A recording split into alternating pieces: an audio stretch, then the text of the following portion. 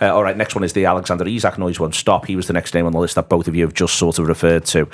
Phil, you've tried to do this to me a couple of times in the past. We did an In Their Shoes show, and Chris Barber had a good go, if anyone has heard this as a subscriber, of arguing Newcastle should sell Isak. And he didn't have. He supports Chelsea. He didn't have a good go from a Liverpool point of view.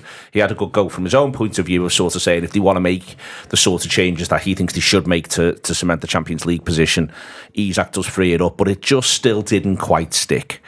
As far as I'm concerned, not least because I think Newcastle have got one or two other saleable assets conceivably as well. I think the biggest Isak weirdness issue is that when he signs, and it should be a cautionary tale, he signs a 6-year deal, which means that right now he's done really well at Newcastle.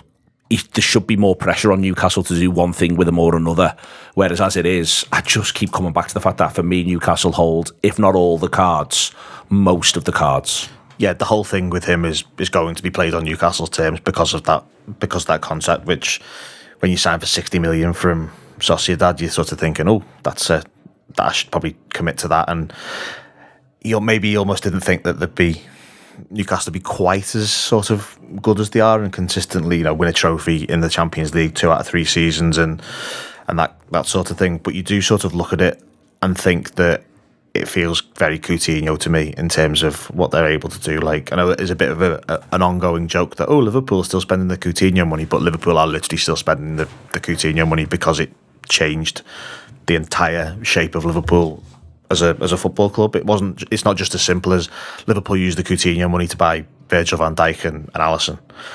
What it did is that Liverpool bought Virgil van Dijk and Alisson and then increased how much money that comes into the club as a consequence of being really good at football by £100 million a year. And it freed them up to also be able to buy other players at the same time. And it meant they could buy other players at the same time, and they could go from being a team who had just got into the Champions League to being a team that, all right, with the exception of the season where we do miss out, a Champions League mainstay, competing at the top of the game.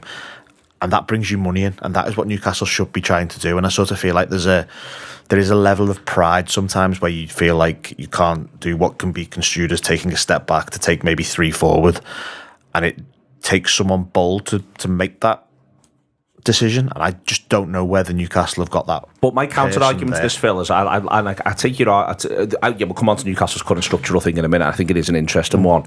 But Liverpool do Coutinho off the back of back-to-back Champions Leagues. So they're able to look at the situation that they find themselves in, because in the end they do Coutinho in January, is my point, and they can have a confidence they're going to qualify for Champions League. Yeah, to sell Coutinho. Right, okay. So they can have a confidence that they're going to. You can look at the league table at that point and have a genuine confidence of, we're going to be all right here. We've brought Salah in, so it's from a position of strength there. We can look at the 3. But they refuse to do Coutinho at the moment when a lot of the argument was, well, you've got to do him now when he's feigning the back injury. They hang on. They do then go on and get an even bigger offer for him, don't get me wrong, and I think there's definitely an element of that. But they are doing it, I think, from just a position of slight more certainty. They've also got Virgil lined up as well. To a point, yes, but Liverpool haven't played a Champions League knockout game for 9 years when they saw Coutinho. Like, it's not like they were that's fair. Fully in the Champions League, and it could still have gone very wrong very easily. Like, we only, even in 2018, we do technically only qualify for the Champions League on the last day. There's loads of questions about that Newcastle side that if they want to kick on to the next level, they might have to do something that is a bit intolerable to them. I just want them to do it to see what they do with the money. But I just think it's dead interesting. Like, they got new owners in, and their new owners chucked all kinds at them, literally through the kitchen sink at the club, and was like, right, let's make this team into something great. And they signed quality players to their level of quality, not ours, but like, they've got energy, they've won a League Cup, so to them it's like they're on the upward trajectory. They've got Champions League football, and the only way you sustain that Champions League football is by developing. So for them to sell Isak, they'd have money to then rework into other positions in their side, and I just think you have to do something a bit random to reap the rewards, like you said with the Coutinho stuff. It's like he's a quality player, Isak. I'd take him. Well, we'd all take him. Yeah, but I don't think the other thing is, would they want to sell him to us? Like, I don't think there's a team that they wouldn't want to, if the price is right for them. Yeah. But I sort of, where I disagree with Phil, and that I feel as though their best way back into the Champions League is to ensure we've still got the fella who we feel as though can score 25 goals. Well, that's why they're keeping hold of him. But exactly, and that's the point. But Phil's argument, which is a really fair one in a few areas, is, well, but they've got to sort this out, they've got to sort this out, they've got to sort this out. There's this area of the pitch. They've got to think about this. They've got to also... Did you mention the goalkeeper, by the do way? well in the... Yeah, but the current one's at least got some saleable value. I think you could get a lot of money out of Leeds for him, for instance. But you just see what I mean? So and that becomes the key question, really, is if you're them, that's what's in the balance here. And I think they've decided their mad amount of money, at least for now, is 150 million, which is a hugely high, mad amount of money. I can't see any way to sell them. I think you do that, you've got a fan revolt on your hands straight away, because you've sold one of the best players you've ever had at the club in the modern era. You know, the lad who actually makes your team work. You've just sold him.